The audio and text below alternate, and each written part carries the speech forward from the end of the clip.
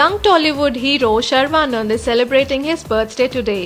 Sharva, as he is known in Tollywood and Kollywood industry, graduated in Commerce from Wesley College, Hyderabad. అమ్మ చెట్టుకి జామకాయలు, ఈత చెట్టుకి ఈతకాయలు, చింత చెట్టుకి చింతకాయలు, మల్లె చెట్టుకి మల్లికాయలా? రేయ్ Rambabu, కాయలుండవు కాయలుండవు, పువ్వులుండును పువ్వులుండును. He was selected for Best New Face by the popular daily news edition The Hindu and starred with none other than megastar Chiranjeevi in Thumbs Up ad. He made his Tollywood debut with Aidava Tariku and Yuvasena, but his role in Shankar Dada MBBS turned his career. He went on to act in Sankranti, Lakshmi and Gamyam, which proved to be the ultimate hit and bagged him many offers in Kollywood. వచ్చినవా నందు? జంగయ్య, నీ కళ్ళు గుండె నాకు ఇస్తావు కదా? అవి నీకు ఎప్పుడో రాసిచ్చాగా, తీసుకో.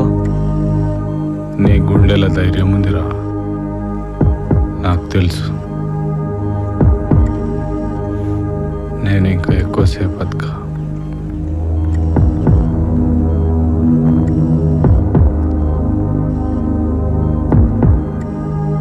నా కొడుకు భరత్, అమ్మ లేదు, నాయన కూడా ఉండడు. జంగయ్య, వీడిని నీ చేతుల్లో పెడుతున్నా. వీడికి నీ కళ్ళు కావాలి.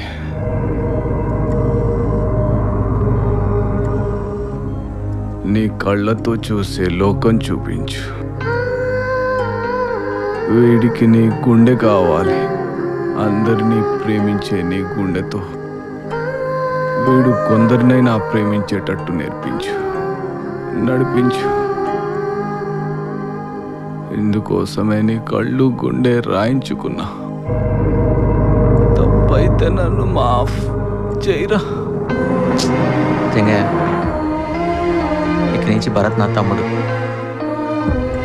నీ గుండెలో దైవం ఉంది.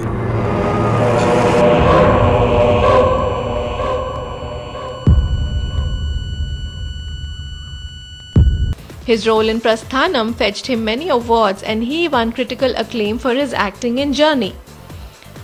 Sharvanand's cousin Ram is also a popular actor in Tollywood. He is also good friends with Ram Charan and Rana Daggubati. His recent release was Malli Malli Dirani Roju with Nithya Menon.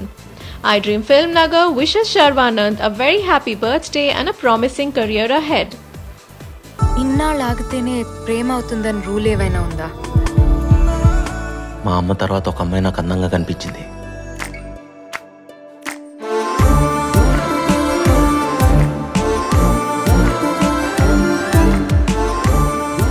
ఏ మతంలో అయినా ఒకేలా ప్రేమించుకుంటారు.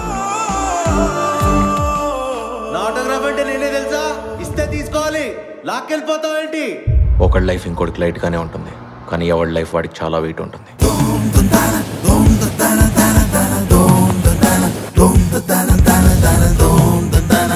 The competition is going to be tough. అందరికీ నేను విన్నర్ని, నాకు నేను ఎప్పటికీ రన్నర్నే.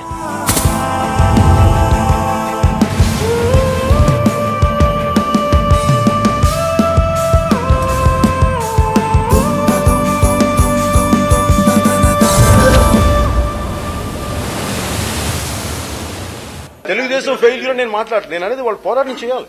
తెలంగాణని కొద్ది మంది 2 ఎంపీలు కూడా వెళ్ళి పోరాటం చేశారు. అలాంటిది స్పెషల్ స్టేటస్ కోసం ఉన్న పార్టీలకు అతీతంగా మన వైకాపా కానీ అలాగే మన తెలుగుదేశం కానీ అక్కడ వెళ్ళి ఖచ్చితంగా గళం వినిపించాలి, అక్కడ గొంతు వినిపించాలి. అంతేగాని కూర్చొని ఇప్పుడు ఇంతమంది తెలంగాణ నాయకులు అంత పోరాటం చేసినప్పుడు గెలిచిన ఎంపీలు కూడా